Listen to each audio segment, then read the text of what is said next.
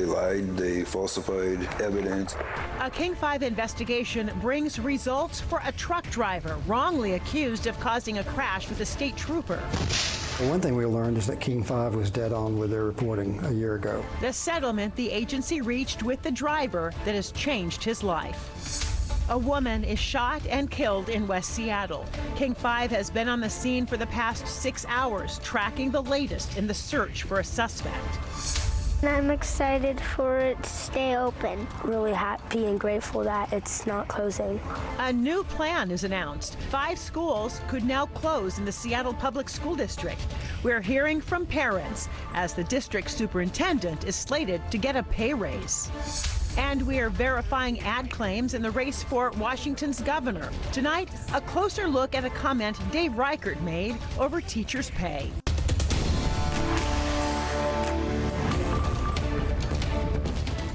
King 5 is tracking 3 major stories tonight, spanning coast to coast. The first and only vice presidential debate of this election cycle, an Iranian missile attack on Israel, and the second deadliest mainland hurricane in the U.S. in the past 50 years. First, let's start locally. It's a story King 5 first reported more than a year ago now. The State Patrol has reached a $1 million settlement with a commercial truck driver from Snohomish. The agreement coming after a King 5 investigation exposed a State Patrol sergeant who cited the trucker for an accident he clearly did not commit. Here's King 5's Chris Ingalls. On like the 25th floor of a hotel room, I could see the whole city.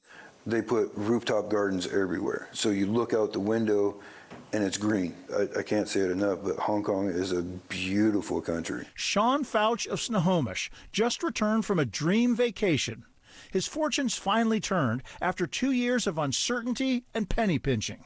I had to sell up my 2 motorcycles that I had. I had to actually, cut back on my diabetic medication and everything else. That all changed upon the recent signing of this $1.3 million settlement with the Washington State Patrol. It's the end of a long ordeal that started on this stretch of Interstate 5 in August of 2022. Fouch was on his routine overnight run when this happened.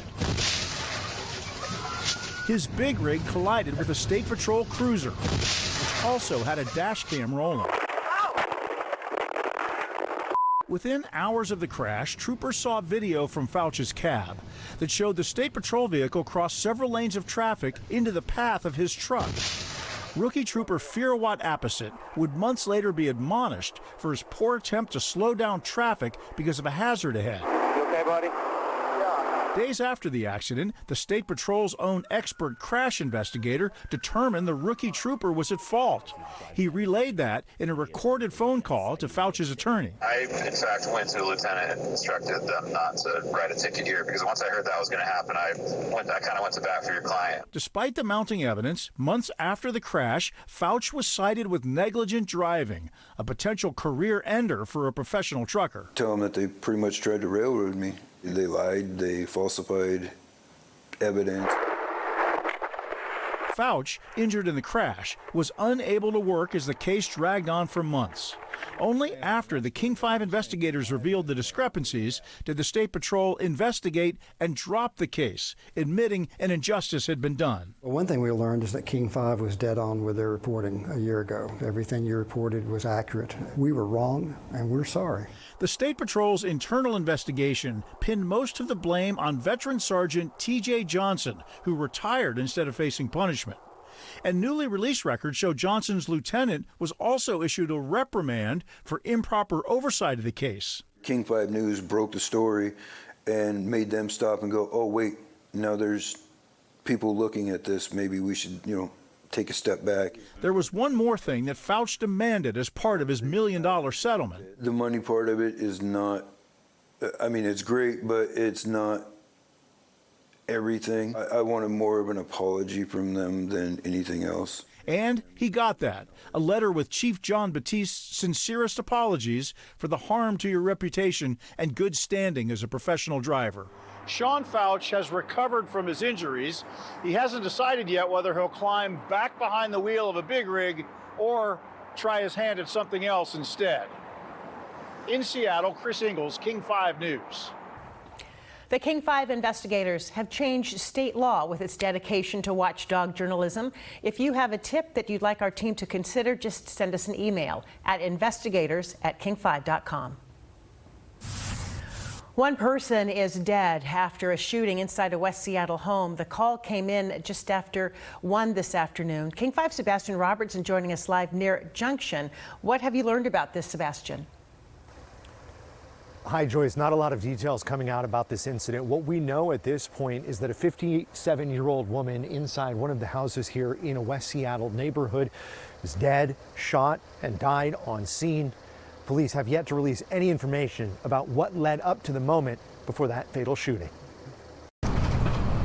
Police have yet to release the identity of a 57-year-old West Seattle woman that was shot and killed inside this home on Southwest Hudson Street. So essentially, I live right here, saw some cop cars fly through. I walk out and look down the street, and they immediately threw up the cones, taped off some stuff. Neighbors say police swarmed the area just after 1 in the afternoon. Police say 3 people were involved in some sort of altercation. And when they arrived on scene, one person, a woman, had been shot several times. Officers provided aid at that time until fire arrived. Fire arrived and took over, and unfortunately the female was pronounced deceased at the scene. The 2 other people involved were detained, but police have yet to say if anyone has been arrested or if anyone will face charges. Homicide unit is now taking over the investigation. It is still at the beginning of the investigation. Homicide detectives and crime scene investigators have just wrapped up this scene after about 6 hours. We are not releasing the identity of the woman that was killed until next of kin is notified. In West Seattle, Sebastian Robertson, King 5 News. The front doors of Bethel High School in Spanaway are boarded up and smashed in after a car went through a fence and into the building early this morning. This happened just before 5 a.m. The Pierce County Sheriff's Department says that they found the car running, but no driver. The owner reported the car stolen last night. Right now, there are no suspects. Seattle police are still looking for whoever used this pickup truck to slam into Walgreens in a failed attempt to steal an ATM. Security video showing the culprits repeatedly ramming the building before speeding off. This happened early this morning near 23rd and Jackson Street, knocking over a crosswalk sign in the process. Police say that the suspects ditched the truck a few blocks away. Community members shared their frustrations and are confident that justice will be served. What you've done today, gentlemen who did this, we'll find you, but don't come back here again. The store reopened for business just after 2 this afternoon. This comes the same day Seattle police are making a major change to how officers respond to calls. Starting today, officers will no longer be dispatched to burglar alarms from monitoring companies unless there is supporting evidence. The department says of the 13,000 alarm calls it took in 2023, less than 4% resulted in written reports or an arrest. Good evening, everyone. I'm meteorologist Adam Claybon. Well, we had extra clouds throughout the afternoon and into the evening, and that was with a weak front that was pushing through. Some did see some rain, and as you look at the radar right now, very little of that is still left. We're seeing that head up into the Cascades, and that's going to be making its way into the other side of the state. Overall, we're just going to be looking for a slight cool down after this system makes its way off to the east.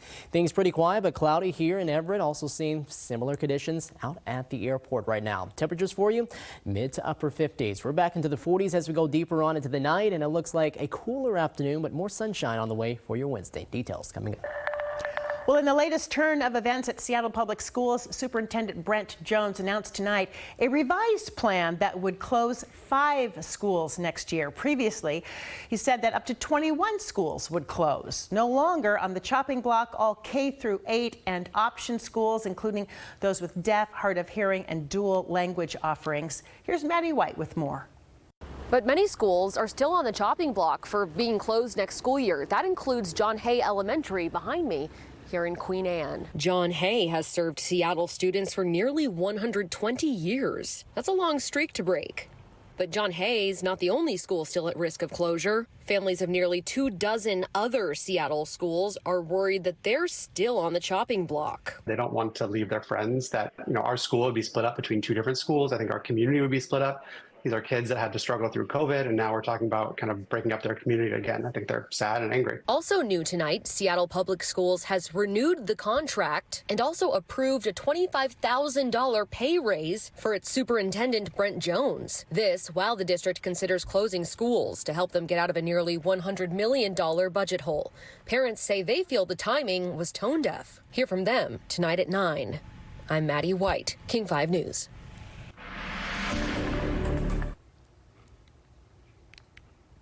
Teachers in Washington have the fourth highest salaries in the state, in the nation, actually. A recent political ad implies that one of the candidates for governor thinks that's too much.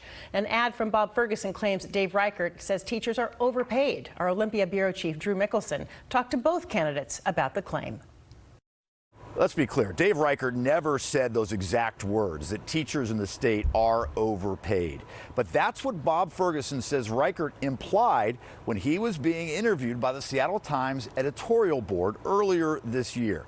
Listen to Reichert's response as the Seattle Times asked what he would do about school funding inequities. It's not a revenue problem, it's more of a spending issue, and I think we really need to evaluate where the spending within our educational system is being applied.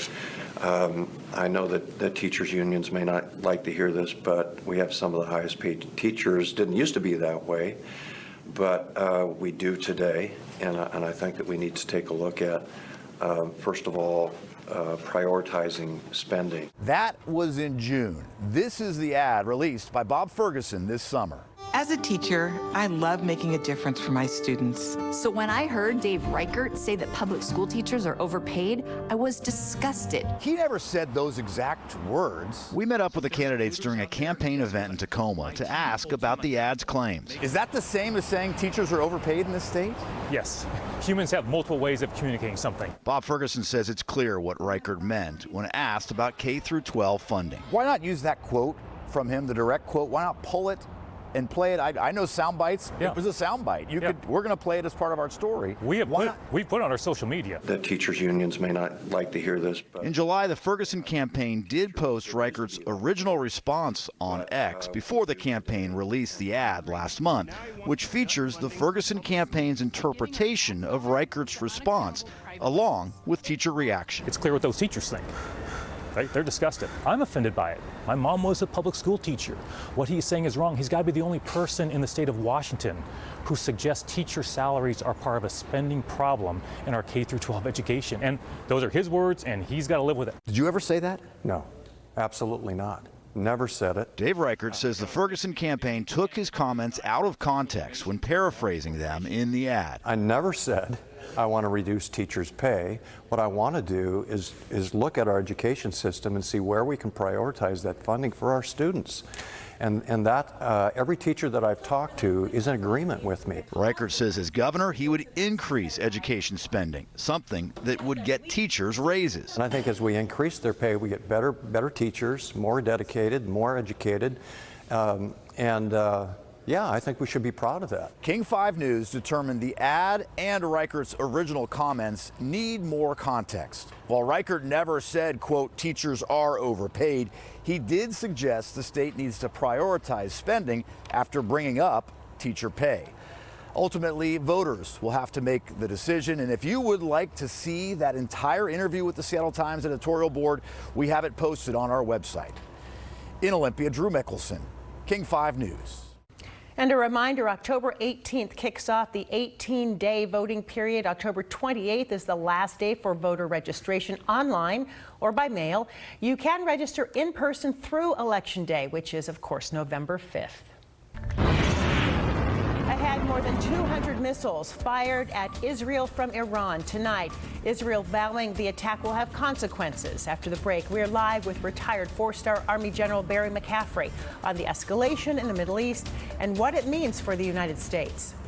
We have way more demand than we have trained nurses. New training for emergency room nurses will better prepare them to help sexual assault survivors. Why it's desperately needed to help them find justice. And more chilly nights ahead with more of those 40s on the way. Now, we do see a chance of rain. If you did get a chance today, we'll get more on that later into the week. We'll tell you when. Coming up.